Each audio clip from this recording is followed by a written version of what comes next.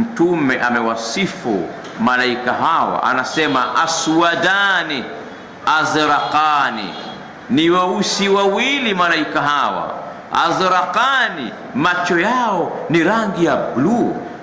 Yajuruhuma sha'arahuma, wanaburuta kabisa nywele zao, wana manywele makubwa na wanayaburuta ndani ya kaburi, wanapita hivi. Na anasema mwanadamu akiingia mahala pale, basi malaika wanamuweka kitako na sanda zake. Mwanadamu anawekwa kitako na sanda zake, lijawabi munkari wa nakirin, ili atoe majibu.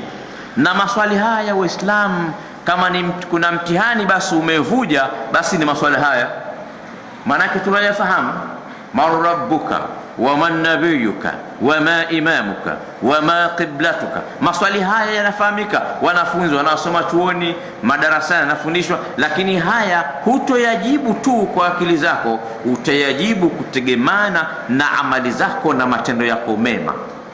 Basi malaika wanamuweka kitako pamoja na sanda, unakaa kitako kabisa, na hawa malaika wanakuja, wanatisha, wanatoa moto, wanakuuliza maswali.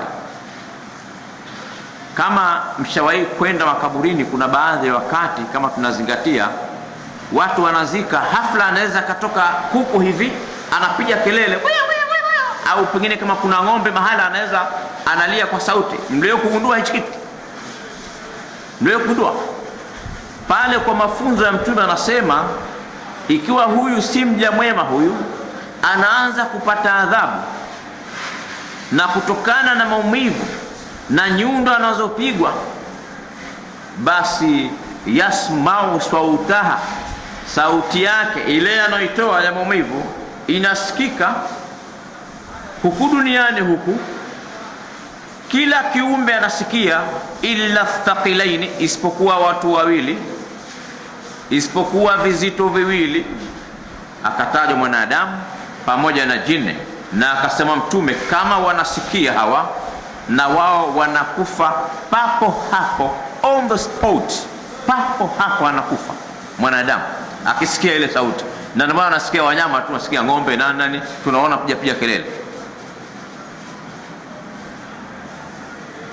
Idha qubira almayitu, anapozikwa maiti, wansarafa ashabuhu, halafu watu wake sasa wakawa wanaondoka, yasmau qar'a ni'alihim, anasikia maiti huyu michakato ya miguu pamoja na sauti za watu ambao wako juu, hao wanaondoka. Watu wanazungumzia mambo ya Simba, mambo ya Yanga, mambo ya wali kwa maharage, anasikia mpaka sauti zao kwamba huyo ni fulani, huyo ni fulani. Anasikia michakato kwamba hao watu wanaondoka, unabakia peke yako. Sasa vile vikapu kama hatujavijaza kwenye mwezi huu wa Uislamu,